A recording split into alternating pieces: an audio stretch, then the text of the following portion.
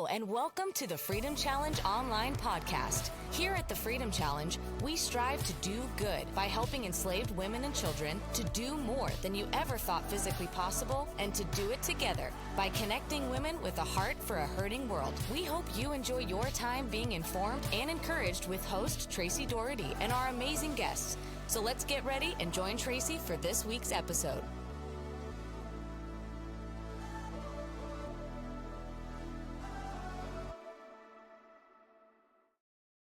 Welcome back, Freedom Sisters and listeners. This is your host and the director of the Freedom Challenge, Tracy Daugherty. I am looking forward to this conversation today with a new friend and a Freedom Sister. Her name is Wheeler Fisher. Some of you who were with us last year at the Adirondack Challenge got to meet the brilliance of this woman. I was introduced to her by a fellow Freedom Sister, a wonderful friend, Dawn Hesse, who had been working and speaking with her about building into her passion locally. And we're going to hear about that in just a few moments. But I'm really looking forward to digging into this conversation because Wheeler has been a part of advocating for vulnerable women and children for years. She's done that in various different ways, and she's really experienced in a practical way, opening her heart to this work, but walking authentically in the glory of what God does, but also the true grief and heartache as she is partnering in doing it. I've actually been involved in anti-trafficking. I did the math today. We're almost at year 10. So since 2017, I'm excited to just share about what my involvement has looked like in the past, what it looks like now, and just what I've learned along the way. So thanks for having me.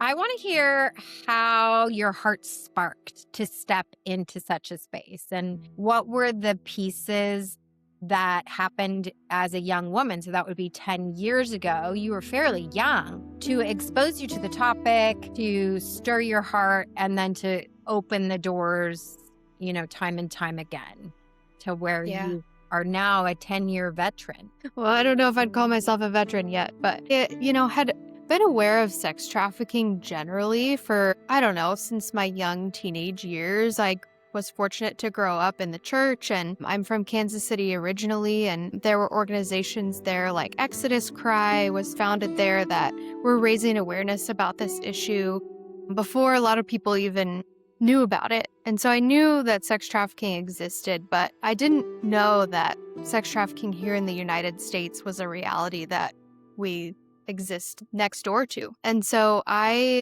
studied family studies and human services with a minor in conflict analysis and trauma studies at Kansas State University. I enrolled in this course called Advanced Trauma and had this incredible professor, Dr. Lauren Rollman, who I still just admire dearly and look up to this day, who actually happened to be providing pro bono therapy as a clinician to survivors of sex trafficking in my little rural college town. And so in that course, she really, taught me everything I would come to know about not only trauma, victims of extensive childhood abuse, but she really took a special focus on trafficking because it was something she herself was passionate about. And it just opened my eyes to something that, like I said, I had no idea was a reality in the US, but I just could not believe, in this town of 120,000 people that there were women who had experienced sex trafficking. And so my heart just was broken, and I felt just a pull that didn't really make logical sense. Like, who wants to get closer to that? But I really felt like it was something God was pressing upon my heart. And so I was fortunate enough through my relationship with Dr. Ruhlman to get an internship at the place where she was providing therapy. It's called the Homestead.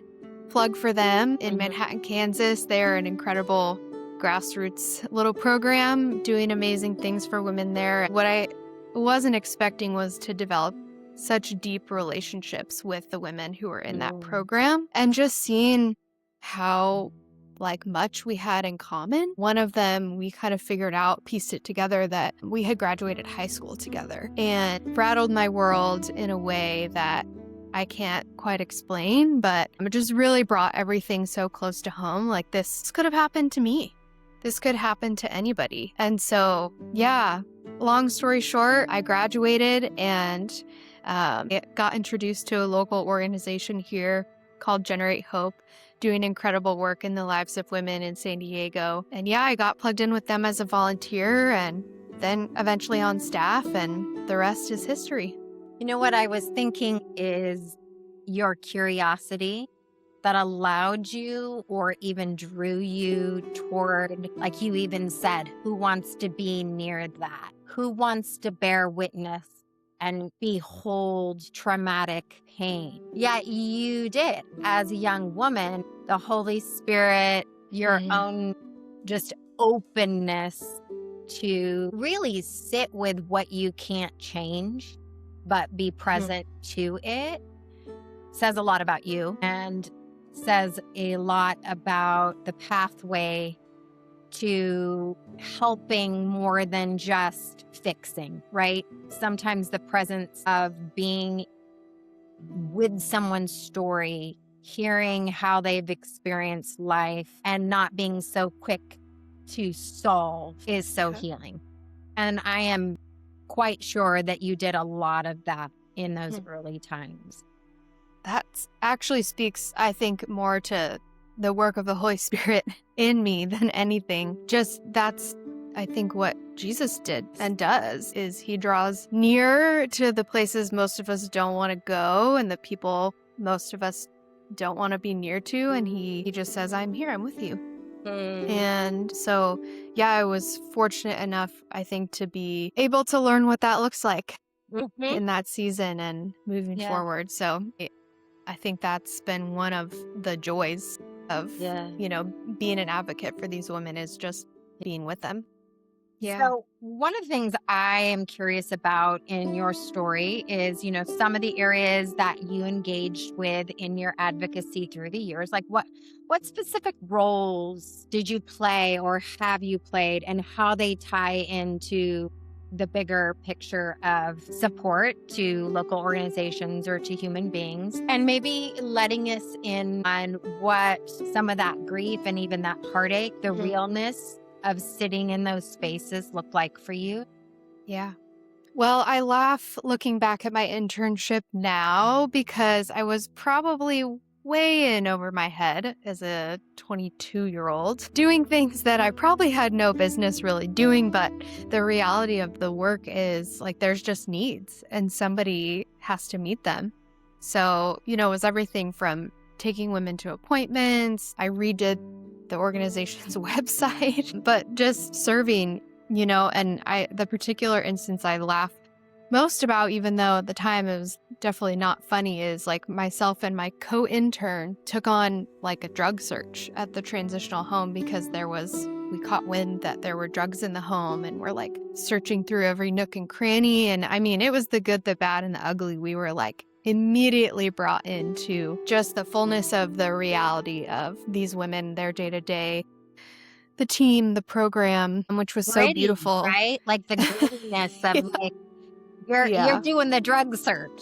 Yeah, very gritty. But as I, moved to California, I just knew I have to stay close to this, and I had no idea at the time how prevalent this problem was, specifically in Southern California and in San Diego. But so when I moved here, I jumped in again as a volunteer, helping with admin, helping with fundraising events. Again, it was really like there were just needs that needed to be met. And so I said, yes to that as much as I could. And then about a year later, Generate Hope was growing, expanding, and kind of stepping into its second long-term, they call it restorative care home in the region. And they needed a case manager. And I had learned about what that looked like in school, but in practice, it was totally different. So I really was kind of thrown into the midst of a developing new program, of a new team, of them just kind of figuring it out. And so I really cherished that time, though, because essentially my job was just to partner with each of these women in getting their needs met.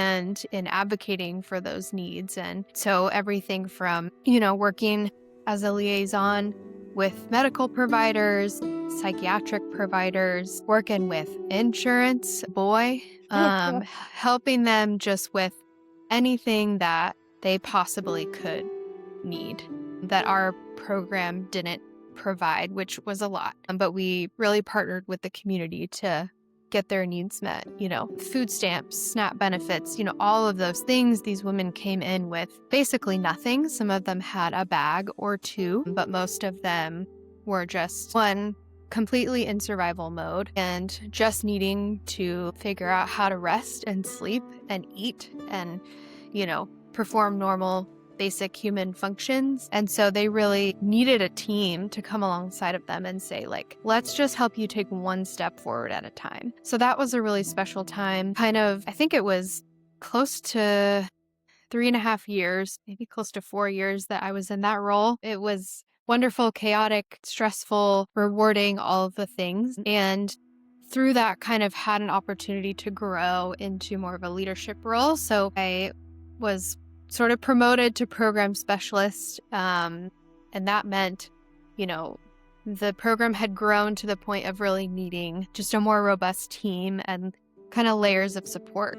And so during that transition, I took on the kind of key responsibility there was screening survivors for eligibility into our program, which was a huge responsibility. And also, I could probably spend a whole episode just talking about what that experience was like, just connecting with women in truly their most vulnerable, scary moments, where many of them just out of desperation were saying, do you have a bed? Do you have a place for me? And helping make sure that that program was the right fit for them, that we could meet the needs that they had. So it was this process of, like we were talking about, really just sitting with them, hearing their story, hearing where they were sitting in that moment and what they needed to move forward. The vulnerability it takes to be in that space, not just for the person coming to you, but you, to have to know when this isn't a good fit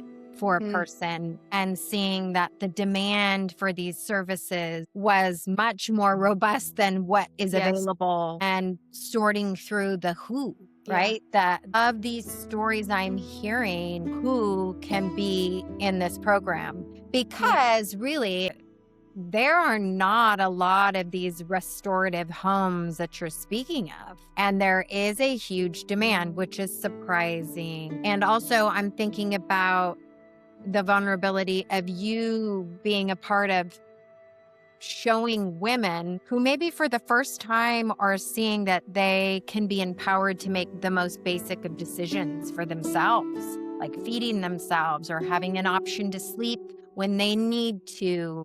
These things that we so often don't think anything about, of being in those tender places of both who and then how and what do we have to offer this person? Those are weighty things. Yeah, they really are. And, I think it required an approach of I want to validate everything you're saying to me because, oh my gosh, and acknowledge you have survived up till this point. And sometimes having to call them back and say, we don't think we're the best fit for you. And sometimes the why of that is really tricky because we always came from this lens of wanting to empower these women, like you're saying, no matter whether it's us or somewhere else, we believe that you can find healing. But for someone in that space who already has such honestly limited capacity to trust, delivering that no or that here's a different option, I'm going to have to send you to make a phone call to another person, you're going to have to tell your story again, was the most challenging, and tender part of it, for sure. Yes. I mean, a tremendous amount, I'm sure, of grief, of hearing, and then trusting that there's a way for this individual, even if it's not through the resources that are in front of you, which it feels like in most of life, there are so many needs that press in, and the resources available are fishes and loaves, right? We're looking for this miracle of God's provision, which really does show tremendous opportunity to see God's glory and Him coming through in stories, but also a place of human grief, of letting go. And I am curious of how those experiences shaped and informed your passion, but also maybe some of the greater things that He taught you through the stories of these women, and what did He show you, and maybe a story that has always stuck with you through the years. Yeah. Well, I think, through just definitely hundreds of conversations with women, I think, the grief part is like there is so much need. And it sometimes can feel like if I wasn't careful, if I wasn't, like looking to Him and letting Him remind me of His great reality, and ultimately, that He's going to make all this wrong right. It was very easy to be like, how are we even, at the time, 10 to 12 women we can serve at once is not even a drop in the bucket of the 8 to 10,000 women a year in San Diego alone that are in need of this. And yet, I think the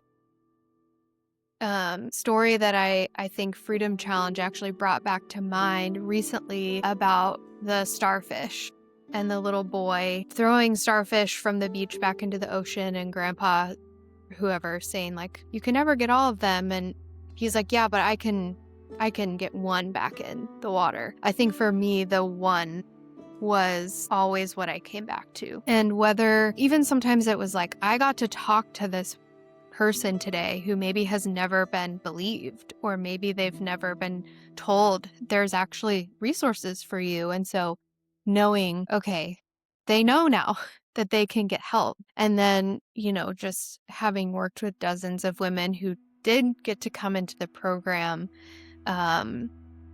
through the heartache and the different stories and the challenges, some of them stayed for 2 weeks, 2 days, some of them stayed for 2 years, and just knowing that in some small way, at a minimum, a seed was planted in the heart of one was, I think a huge lesson that God sometimes had to drag me kicking and screaming through. One of my favorite parts of just that, like, journey for these women was a lot of times they would come to generate hope. Truly, there's no better way of describing it, like a shell of a person. Head down, hood up, no color in their face. Like they're just at the lowest of low points. And over a few weeks, something would usually start to happen. Like their countenance would just kind of slowly change, and they would sit up straight and they would look you in the eye. And just the simple, like being told they're loved, being told that people believe in them, started to shift something in them that was physically apparent. And so, I think that is something that sticks with me. Like there's several women in particular that I just remember being like, I don't recognize who you were when you came here. And that's such a beautiful testament to, I think, God working in their lives, working through the staff they were surrounded by. And then ultimately, like top tier moments have been watching some of these women return after they've completed their program. They willingly come back. We've had several join our staff. We've had several come back and volunteer or speak at events, sharing their stories. And just, there's nothing like that. Again, kind of like, I don't even remember who you were anymore, which is just, I don't know. I think that there's something of a gospel message in there. Like, you are not who you were. And that is the hard work you did. And that is the work of the Spirit in you. And that is this love, So, I think I loved watching that happen. And one more little thing that I'll share. Oftentimes people would, say to me, this must just be such heavy work. Like, I don't know how you do it day in and day out. But what I would share with them is, of course, there are days and moments that are really hard, but there was so much laughter in those homes and in those spaces that, like, I remember there was a video that was made probably 12 years ago in one of the homes, and one of the house moms at the time working there said, "We're actually the happiest place on earth, not Disneyland." There was so much truth in that through my time there, just the joy that emerged as healing took place. Mm. So those are some of my favorite sort of moments of glory, if you will. And it's always mixed, right? Yeah. Right. We're not experiencing the glory usually without that heartache and grief alongside it, and in many things in life. What I'm noticing about what you're saying, and I would encourage anyone who's listening, and I've said this before, but I'm going to say it again, is that it takes a lot of courage to move towards something that we know we can't solve the problem. We can't fix it. We can't do it for someone. We can just move forward with what we have, which quite often is human presence or connections to more human presence. And it takes a lot of courage to do that and believe that in those ones are impacting the many. And I think in the culture, specifically in the West, in the US, as we are very efficient driven. Yes. And sometimes the human experience does not run on efficient driven. We're a cog, it's this, then this, then this. It's messy, it's gritty, it's 4 steps forward, 10 back, and all the in between. And in this particular work, given that there's so much limitation to resources for women who need wraparound care, that can really produce a sense of overwhelm, that I see the steadiness of saying, okay, this is God's fight. I'm going to make this about the one. God is in charge of the many. And yes, I'm going to keep stepping forward and walking toward this, even though I can't find efficiencies for this human problem. Yeah. Man. Yeah. It's biggie. It is. And I mean, there were so many moments of, like, some of these women, I just wanted to be like, come on. Because, yeah, there was relapse into drugs. There was, unfortunately, in my experience, I now know at least 3 women who've passed away in relation to the life of trafficking. And that's like, you feel like the darkness is won. But again, and also, like, for each of those women during their time in these programs, the Lord met them and he saved them, and they're forever is secure. So whether or not they were able to overcome these things in this lifetime, he still reached out and saved them. And so still there's glory in that as well. Yes, it is the both and. Mm-hmm. Mm-hmm. And one of the things with Freedom Challenge in particular is a large portion of our support and funding goes to prevention. Mm-hmm. And a good portion goes to rescue and restoration. But when I hear this, I think, for us, again, as we're looking at, how do we address what is now, but also be proactive for future generations, which I think more and more awareness, conversations, programs look out for trauma-informed lens. These languages are beginning to really be elevated. It gives me a lot of hope for the prevention piece for the future, which, the immensity of those resources being able to go toward those women getting healed and then helping bring prevention, like you just mentioned, coming back and saying, here's my story, here's where I've walked out. Those stories all point to a different future for others. Yeah. And prayerfully, as we keep moving forward, that expedites in all of our local areas where trafficking is hidden in plain sight or is now named as trafficking instead of this ethereal experience that people don't really understand. This was against me. It wasn't something I did. So all of this work is so important to frame up our future and how each one of those individual lives play a part both locally and globally to help us move Yeah. forward with plans. It's true.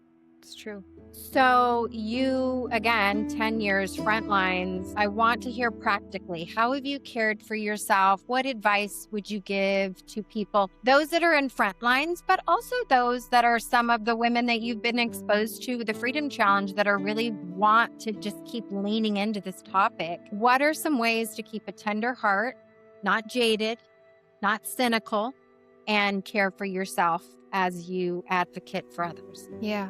I love this question because it's just pivotal for the movement as a whole to continue. We need just people who are well to be at the forefront of that and deeply entrenched in it. I don't know that I have like a formulaic answer.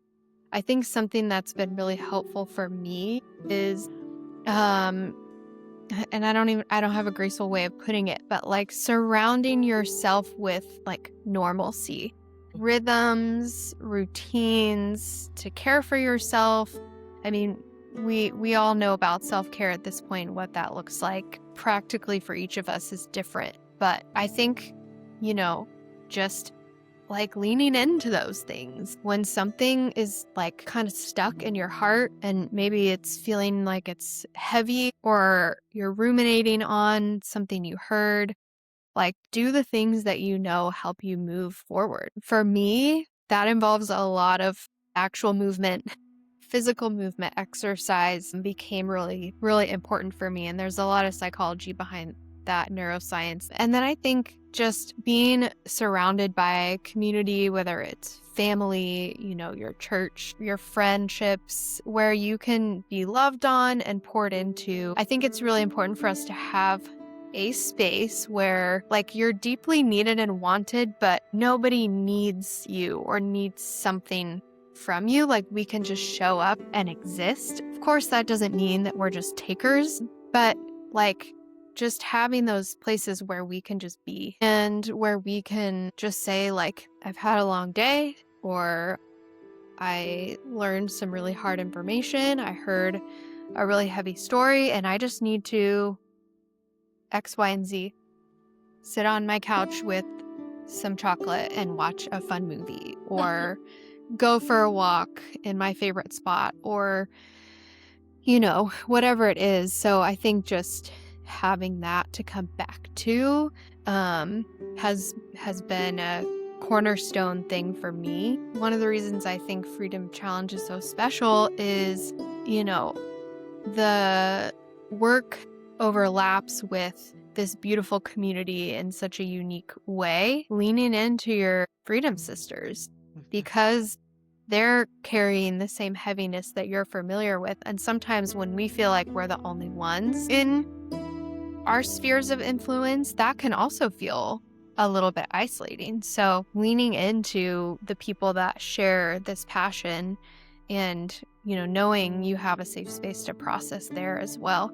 And then it goes without saying, perhaps, but I would say like over and above all these things, which is something I'm still learning every day, prayer is paramount. Freedom Challenge talks about this a lot, but trafficking is so deeply spiritual, and working to advocate for survivors, women and children, puts us in an extremely vulnerable position because the enemy wants to take us out. He doesn't want us, fighting for these women, fighting for these children. And, that's not like, I'm not a demon under every bush type of person, but, carrying that awareness that, there's gonna be more heaviness coming at us from that side of things, and we need to call on the Lord to be our defender and our protector and to remind us of the truth when we feel bogged down by that, those thoughts or that hopelessness. So that's just, thanks for coming to my TED Talk about self-care. I love your TED Talk because these are all these are practical. I think one thing that came to me when you were talking about like embracing normal life around you, because this life is chaotic.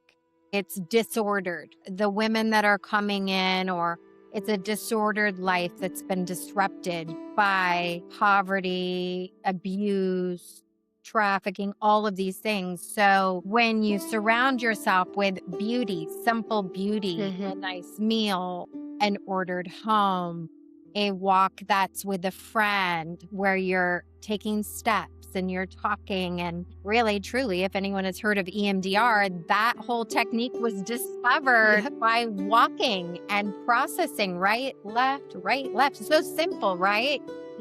And so these simple things to say, this world feels chaotic and I didn't create it. I'm attempting to move into a place of witness and speaking, creative order over just the simplicity of normal, beautiful life. Yes. Such a counterbalance. And that's really, I love how you named that. And I also thought about something in particular that I do believe that is beautiful about the Freedom Challenge, and you alluded to this, is on a neurobiological level, you are getting dopamine, right? You're getting oxytocin, you're bonding with someone, your serotonin is being strengthened because you're outside, and you're getting endorphins from working out. So like your whole body system is literally releasing a dose of what your human body needs to be at optimal. So I do think that there's a beauty in all those things, the movement, the friendship, the beauty. Those are all like so available, right? All we got to do is just activate our bodies in those spaces. So I like how you named that. And I affirm and say, yay, Challenge Sisters for showing up and doing this. But built in it is something that is very, very, very supportive to the humanity of those who are in the middle of these kinds of chaoses. So so good. I know that you have been orchestrating a My Challenge with another Freedom Sister in our area in San Diego. And we are wanting to really champion and highlight, generate hope and pray for and help people know about what's in this city. I'm excited about that. And you've kind of been putting that together a little bit behind the scenes. I want to hear a little bit about that before we have to wrap up.